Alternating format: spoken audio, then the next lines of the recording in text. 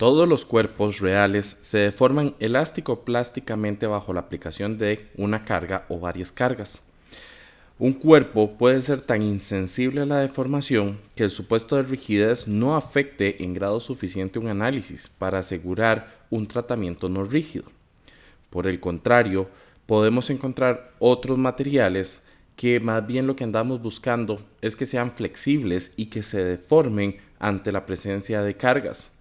Ejemplo de ello es el trampolín que estamos viendo a continuación.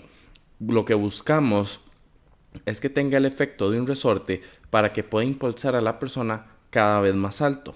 De igual forma, hay otras piezas mecánicas como los anillos de retención que necesitamos que sean lo suficientemente flexibles para que permitan deformarse y poder ser introducidos, así como también que sean lo suficientemente rígidos para que puedan soportar las cargas al momento del ensamble.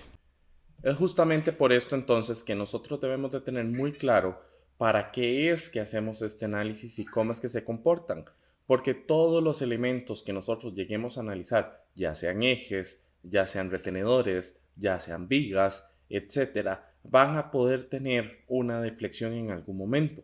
Como lo veíamos ahora al inicio, el ejemplo del piso que no debería deflectarse, pero sin embargo se está dando una condición donde sucede. Ese análisis, el entender esa deflexión, nos va a ser de vital importancia.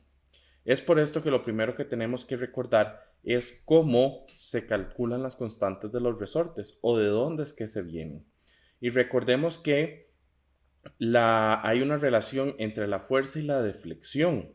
Y esa fuerza y esa relación se está dando que la fuerza es igual a la fuerza, pero en función de la deflexión en Y, donde la constante del resorte se va a definir como K, que depende de Y, que es igual al límite del diferencial de Y cuando tiende a cero, de la diferencia en la fuerza respecto a la diferencia que se está dando en la deflexión, es decir, a la derivada de la fuerza respecto del desplazamiento que se está dando en Y. ¿Qué implica esto? Que de una forma más simple nosotros podríamos definir entonces que mi constante va a ser igual a la fuerza entre la distancia en que ese resorte es comprimido o se le está aplicando la fuerza, que es la fórmula que conocemos de toda la vida. Pero esto nos lleva entonces a que tengamos en cuenta que hay diferentes tipos de resortes y que nos vamos a estar enfrentando a diferentes tipos de resortes. Como podemos ver en esta primera imagen que tenemos en pantalla, esta describe a un resorte lineal. En esta, justamente lo que sucede es que tenemos una viga con apoyos simples, es decir, no está fija, no está anclada, y entonces cuando se le aplica la fuerza F, lo que va a hacer es desplazarse esta distancia en Y. Esa distancia Y es la deflexión que estamos teniendo, pero en este caso, la fuerza que yo voy a aplicar es proporcional a la deformación que va a tener. Y no solo este ejemplo podemos tener el caso también de un resorte rígido no lineal. En este caso, si yo apoyo la viga sobre dos rodamientos como los este y este, lo que está sucediendo ahí es que cuando yo aplico la fuerza, la viga puede desplazarse y tener este desplazamiento en estos dos puntos. Ese desplazamiento y al final del día se transforma en energía que se está perdiendo o se está ganando en su defecto, dependiendo cómo lo veamos. Por lo tanto, la diferencia o la deflexión que tenemos va a ser mucho mayor. Esa deflexión tiene un comportamiento no lineal. Sin embargo, tenemos una tercera opción, que es cuando tenemos un resorte suave no lineal. En este caso, si nosotros tenemos este plato curvo que tenemos acá, ya de por sí tiene una deformación contraria a la fuerza que yo le estoy aplicando. Cuando esto sucede, la fuerza que se necesita para aplanar el disco al principio se va incrementando, pero conforme voy desplazándome en la dirección de Y hacia abajo, lo que va a hacer es ir disminuyendo conforme se va haciendo cada vez más plano. Y esto lo que entonces se caracteriza es como un resorte suave no lineal. A pesar de que hay diferentes tipos de resortes como los que acabamos de ver, es importante destacar que la constante la vamos a poder calcular de la misma forma. Observen que tenemos tanto la fuerza F como la fuerza y como el desplazamiento y la constante dijimos que únicamente influye o depende tanto de esa distancia Y como de esa fuerza que estamos aplicando. Y justamente la diferencia, o sea, el diferencial que existe de cómo se da ese desplazamiento es lo que nosotros conocemos como esa constante. Y eso va a ser fundamental a la hora de que nosotros hagamos estos análisis, porque como vimos en el trampolín, ahí me interesa que exista una constante tal que permita con una determinada carga se deforme y con esta deformación entonces obtener un rebote que es lo que utiliza el nadador.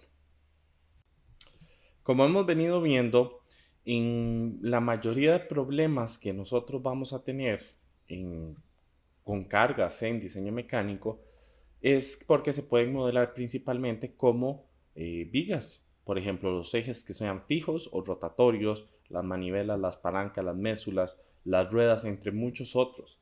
Es por esto que entonces, al considerarse vigas, uno de los análisis principales que utilizamos es la deformación debido a la flexión. Muy importante, aquí vamos a asumir que ya ustedes conocen cómo se manejan los problemas a flexión, que esto se veía en cursos anteriores o en el capítulo 3 del libro. De aquí vamos a ir recordando solo lo que realmente nos interesa. Por ejemplo, o para más bien para iniciar, la curvatura que nosotros podemos tener en una viga sujeta a un momento flector M va a siempre estar dado por la siguiente fórmula: 1 entre phi, que es igual al momento flector por E por I. Donde sabemos que phi, o sea, esta letra griega que tenemos acá, es el radio de la curvatura.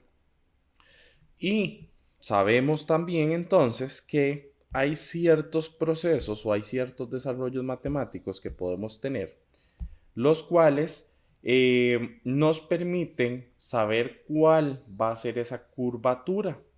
Y esa curvatura, nosotros desarrollándola matemáticamente, llegábamos a la conclusión de que nos daba que es la segunda derivada de y respecto de x entre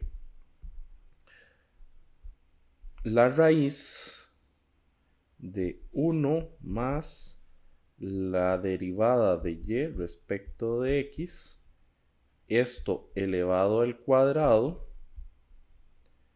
de 3 medios, elevado a la 3 medios. ¿Qué sucede? Que nosotros de acá podíamos darnos cuenta que Y representa la deflexión lateral sobre el eje centroidal de la viga en cualquier punto de X de toda su longitud. ¿Qué implica esto? Que la pendiente de la viga en cualquier punto X, en este caso voy a definir la pendiente como zeta, va a ser de la forma d de y d de x. De esta forma, entonces, podíamos entender o saber cómo es que se estaba comportando. Ahora bien, hay un detalle muy importante y es que en los problemas de flexión, normalmente la pendiente resulta ser muy pequeña. Y por lo tanto, el denominador de esta ecuación, o sea, esta parte de la ecuación, tiende a ser 1. Pero, ojo, muy importante, esto se debe a que la pendientecita es muy, muy pequeña. Entonces es por esto que nosotros podemos reescribir nuestra ecuación como, ¿verdad? Igualando estas dos. Entonces ahora podemos reescribir nuestra ecuación como el momento flector entre E por I es igual a la segunda derivada de Y respecto de X. ¿Y esto a qué nos lleva? Bueno, nosotros debemos recordar que, y lo voy a poner como una pequeña nota por aquí arribita, recordemos que el cortante es igual a la derivada del momento flector respecto de X, y teníamos que, si derivábamos eso, dv de dx es igual a la segunda derivada de m entre d de x al cuadrado, que esto era igual a q, ¿verdad? Entonces, teniendo eso claro, podemos darnos cuenta que yo si reacomodo mi ecuación, o sea, si esta ecuación la reacomodamos un poco, nos vamos a dar cuenta de que podría derivar respecto de m. Entonces, si yo hago la derivada de m respecto de x, va a ser igual a la tercera derivada de y respecto de x por e por i. Pero veamos que la derivada del momento flector m respecto de x es igual a v. Por lo tanto, yo puedo hacer esa sustitución. Con lo cual voy a obtener que v entre e por i es igual a la tercera derivada de y respecto de x. Y de aquí observen que lo que obtengo entonces es el cortante. Y esta es mi ecuación del cortante. Ahora bien, ¿qué pasa si derivamos ahora esta expresión respecto de x nuevamente? Lo que va a suceder es que vamos a tener que la derivada de v respecto de x es igual a la cuarta derivada de y respecto de x a la 4 por e por i. Pero observen que la derivada de v respecto de x es igual a q, de acuerdo a lo que dijimos anteriormente.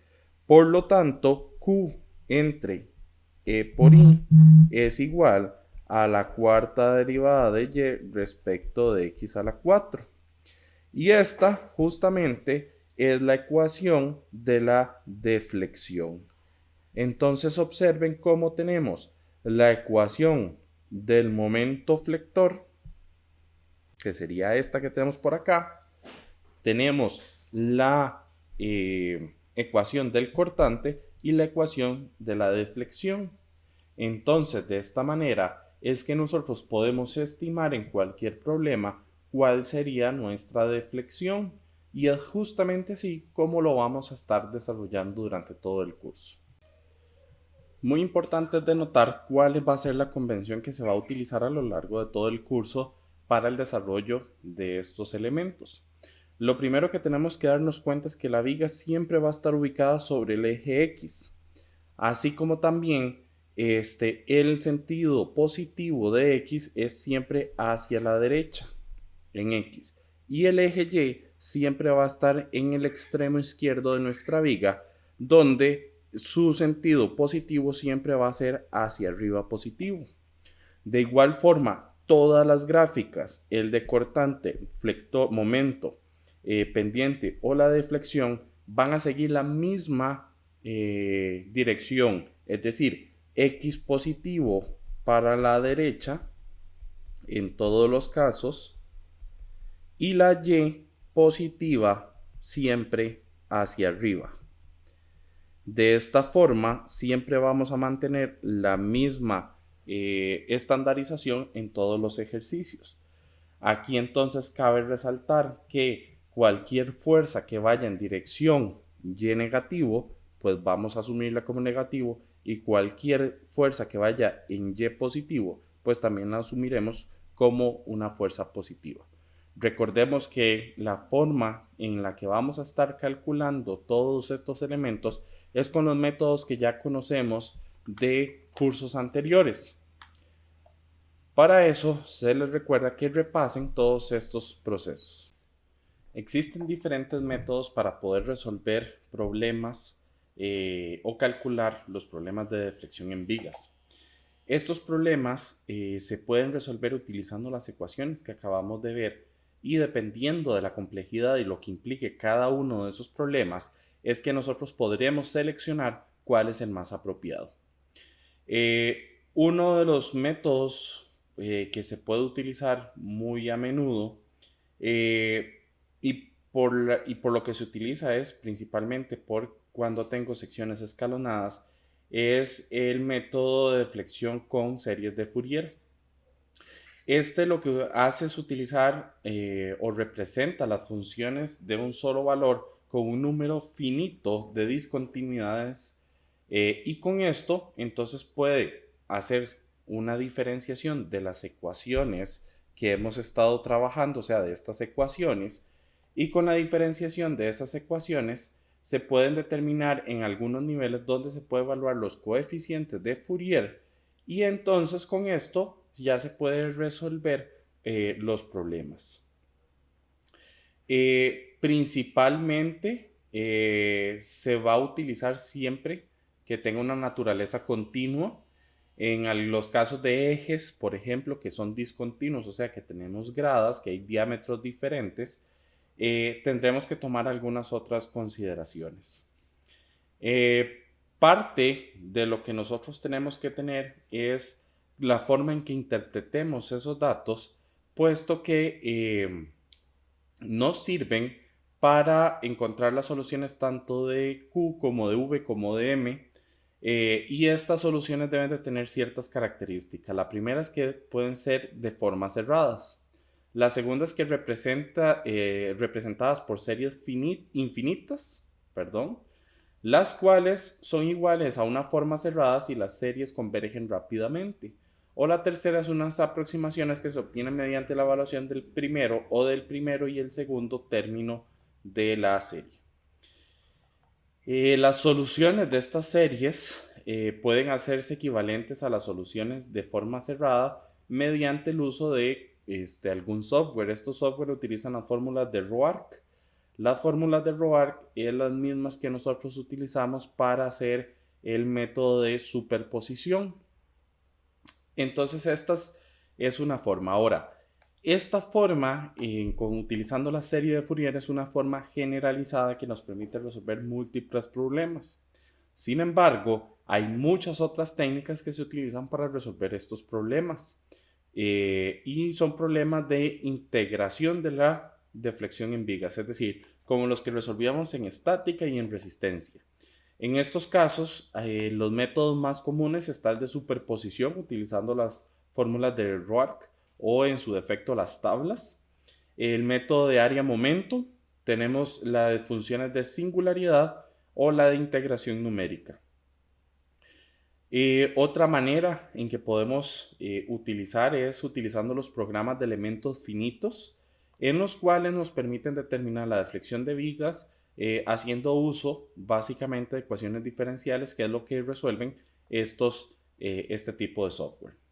Para efectos de nosotros en el curso, es bueno que tengamos claro que podemos aplicar los métodos de serie de Fourier, los cuales ya han sido vistos en otros cursos, y lo que tendríamos que hacer nosotros es entonces determinar utilizando estas ecuaciones los posibles valores de los términos o de los elementos que componen a la serie de Fourier. Sin embargo, para la mayoría de problemas que vamos a estar viendo en el curso, vamos a poder utilizar los métodos de superposición y el de funciones de singularidad, que son los que vamos a estar analizando. Cuando nosotros tenemos un problema como el que se muestra a continuación, donde tenemos una única carga distribuida, pues en realidad es muy sencillo resolver, y de hecho que esto es un problema muy típico que podemos encontrar a la hora de que estamos resolviendo problemas. Ahí es donde un método como el método de superposición nos puede venir muy útil. ¿Por qué? Porque lo que hace el método de superposición es que si, por ejemplo, a este problema le agregáramos una carga puntual, por ejemplo esta que yo estoy agregando aquí, F, lo que estaríamos haciendo es combinar dos posibles problemas que ya conocemos. Uno, que sería una viga con una carga distribuida, y dos, una viga con una fuerza puntual o una fuerza delta de Dirac. Estos problemas, como ya son conocidos, Existen tablas, como en el libro se usa la tabla A9, donde podemos encontrar la solución a este problema, a estos dos problemas por separados. El método de superposición lo que hace es combinar estos dos resultados de manera tal que obtengamos una solución adecuada para nuestro problema. Los detalles que tenemos que tener en cuenta esto es que debe de aplicarse una serie de condiciones. La primera es que cada efecto esté relacionado eh, linealmente con la carga que lo produce. Y segundo, que una carga no genere una condición que afecte el resultado de otra carga. Finalmente, como punto número 3, es que las deformaciones resultantes de alguna carga específica no sea lo suficientemente grande como para alterar las relaciones geométricas de las partes del sistema estructural. ¿Qué quiere decir esto? Que las cargas no vayan a hacer una u otra, van a hacer una modificación muy considerable sobre los demás. Básicamente, nosotros debemos, o en palabras sencillas, poder encontrar en las diferentes tablas las diferentes soluciones que debemos de aplicar. Este es un método muy usado, es un método que ya se ha visto en otros cursos, que ahora lo que nos van a permitir es, aplicando las ecuaciones que ya conocíamos, poder determinar entonces también la deflexión, que es parte de lo que andamos buscando en este curso. Otro de los métodos que podemos utilizar es haciendo uso del método de singularidades. Nuevamente, este es un método que ya es conocido por ustedes, donde también tenemos una serie de tablas que nos permiten ir identificando cada singularidad, o sea, cada tipo de fuerza, y irla sumando y de esta manera montar una ecuación que nos permite entonces poder resolver el problema. ¿Por qué es que nos interesa el método de singularidades? Bueno, a diferencia del método de superposición, este método nos puede ayudar a resolver partes o algunos de los problemas que vamos a tener como problemas indeterminados. En este caso, al igual que en el método de superposición, no vamos a ver el desarrollo porque asumimos que ya ustedes lo conocen, con la diferencia de que ya conocemos la ecuación que nos facilita entender la deflexión. De igual forma, en los elementos o en las tablas donde podemos ver las singularidades, en este caso en el capítulo 3, podemos observar cómo nos aparecen las ecuaciones para calcular directamente la deflexión. Cuando vemos una viga como la que tenemos en pantalla y le estamos aplicando una fuerza, una carga, y esta se está deflectando, o sea, se está modificando, ese trabajo que se está aplicando también está acumulando energía. Y a esa acumulación de energía es lo que nosotros llamamos energía de deformación o energía potencial. Es como la energía que absorbe un resorte al momento que nosotros lo modificamos. Por tanto, este lo podemos ver nosotros o se define matemáticamente como la energía de deformación es igual a la fuerza entre 2 por y, que sería lo mismo que nosotros digamos que es la fuerza al cuadrado entre 2k, donde k es la constante del resorte. En este caso, lo que nos dice es el sentido de que la fuerza F también significa par de torsión o momento. ¿Esto a qué se debe? A que nosotros estamos hablando de una forma o una fórmula generalizada. Si, por ejemplo, nosotros lo viéramos para la tensión y la compresión, utilizando las ecuaciones que ya vimos al inicio de este video, podríamos decir que U, o la energía de deformación, va a ser igual a la fuerza al cuadrado por la longitud entre 2 por A por E. Eso en el caso de que conozcamos la longitud, pero también podríamos ponerlo en términos de una integral, como la integral de la fuerza al cuadrado entre 2 por A por E por D de X, que sería el desplazamiento que estamos teniendo en X. En estos casos, cuando evidentemente aplicaríamos la primera ecuación cuando se usa L, cuando tenemos una longitud conocida. En cambio, la otra la estaríamos usando cuando esto puede llegar a ser variable. Del mismo modo, podríamos obtener esta ecuación para torsión. Si nosotros lo viéramos para torsión, sería como U es igual a el par torsor por L entre 2 por G por J. O bien lo podríamos hacer en términos de la integral.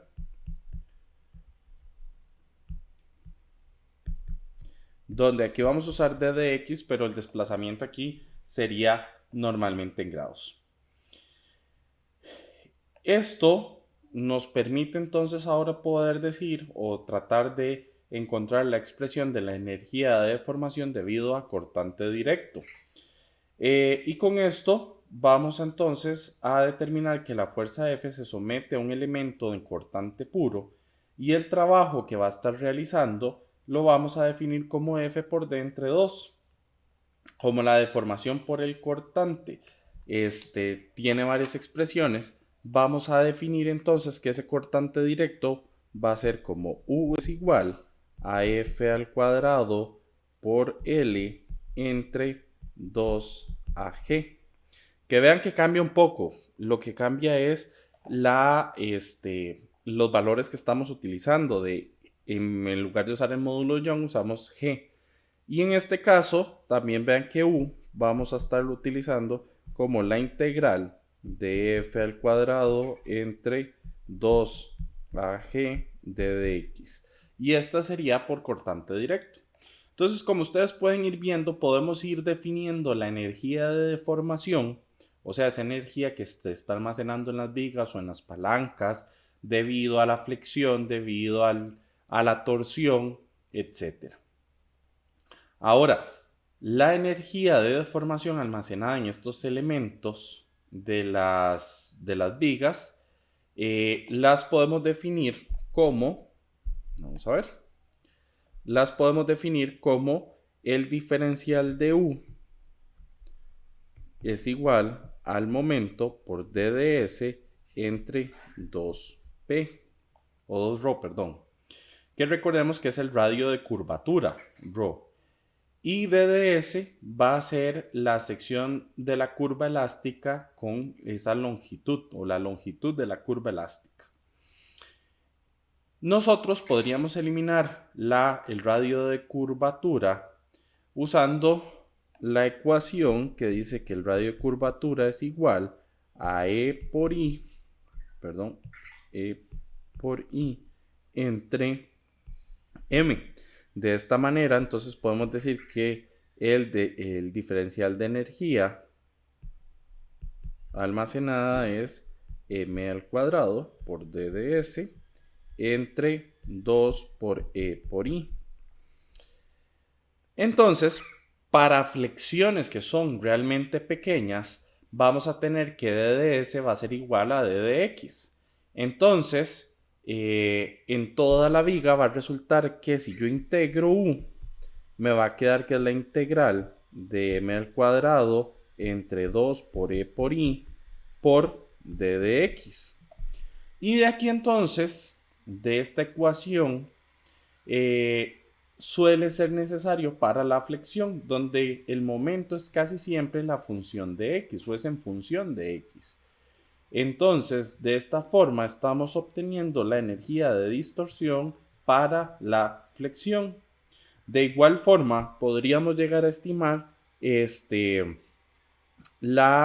para el cortante transversal, con el detalle que el cortante transversal va a tener un factor C de corrección.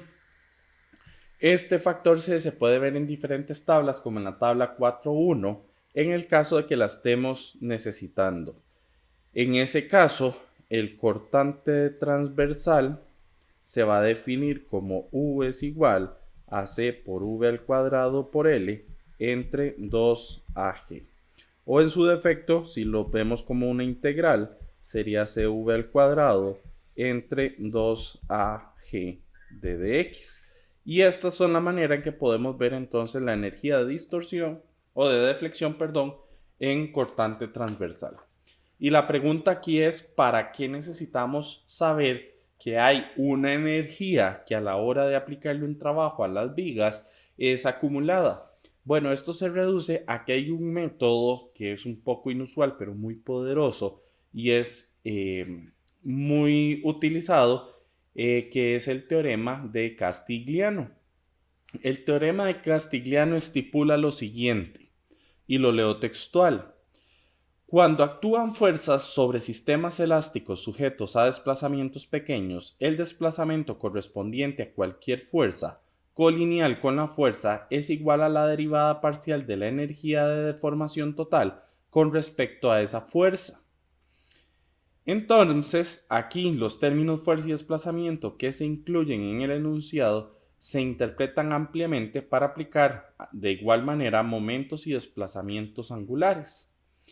¿Y qué es entonces como lo que nos sirve a nosotros desde el punto de vista de ingeniería?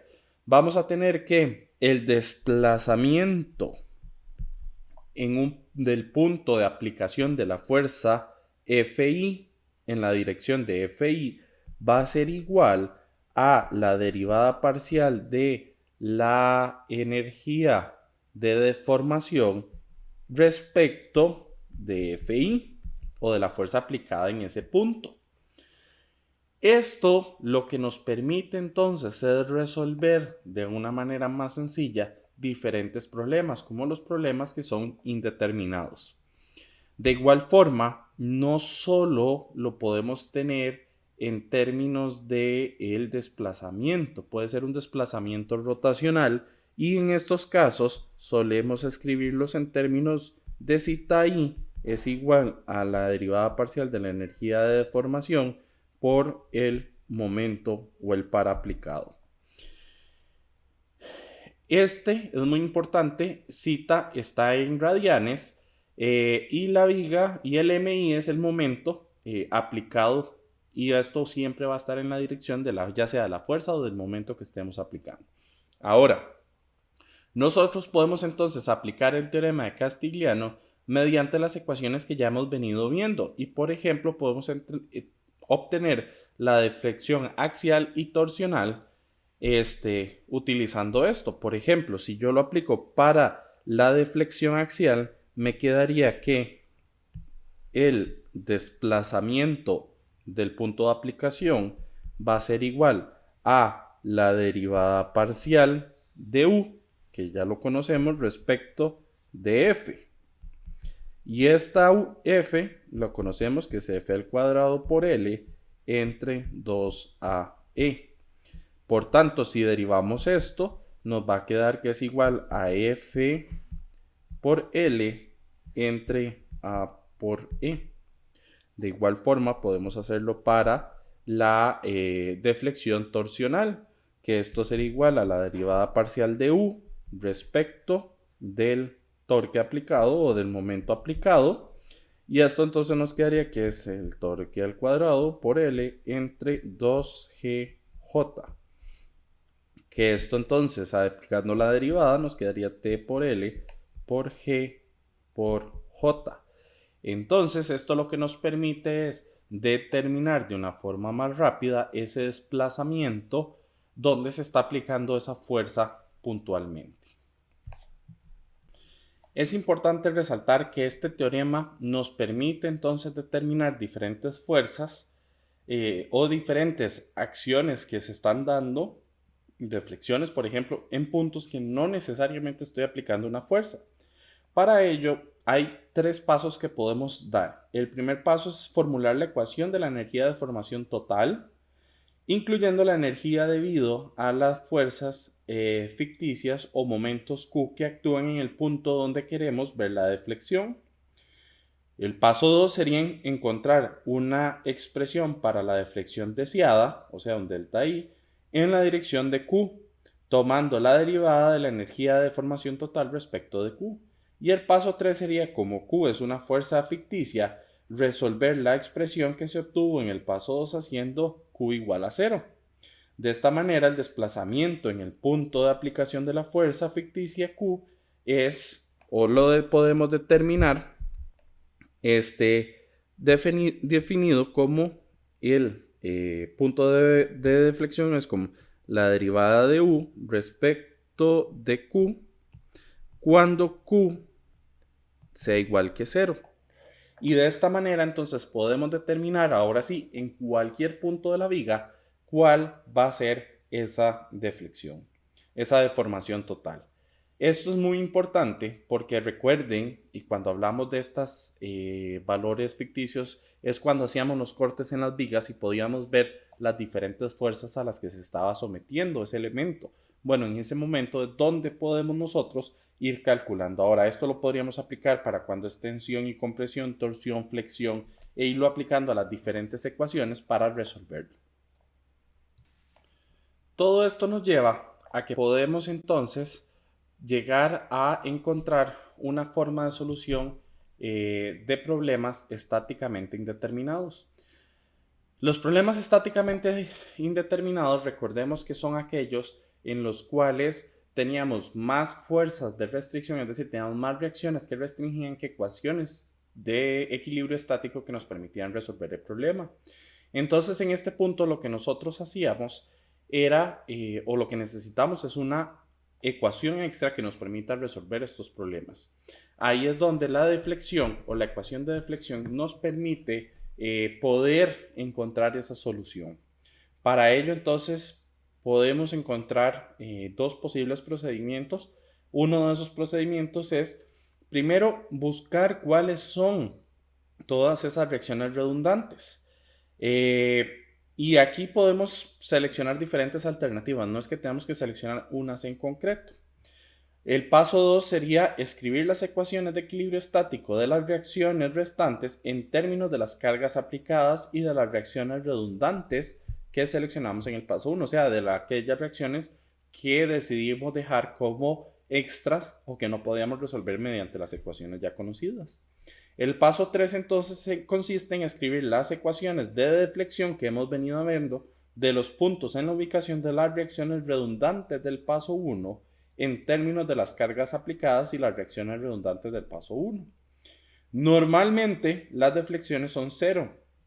Si una reacción redundante es un momento, las ecuaciones de deflexión correspondientes son una ecuación de deflexión rotacional. ¿Y aquí qué es? Es básicamente aplicar el procedimiento que vimos con el teorema de Castigliano. En el punto donde esté la fuerza redundante, o sea, la que queda, la extra, vamos a realizar ahí en ese punto el análisis de deflexión. Y entonces esto ahora sí nos permite ingresar esta nueva ecuación de deflexión que con las que ya teníamos antes sí me permite resolver el sistema de ecuaciones. Ahora, hay veces que ese mismo procedimiento no nos puede funcionar porque se vuelve muy laborioso por la forma geométrica o infinidad de problemas. Es por esto que entonces ahora vamos a poder aplicar un segundo posible procedimiento, y es que primero vamos a escribir las ecuaciones de equilibrio estático de la viga en términos de las cargas aplicadas y las reacciones de restricción desconocidas.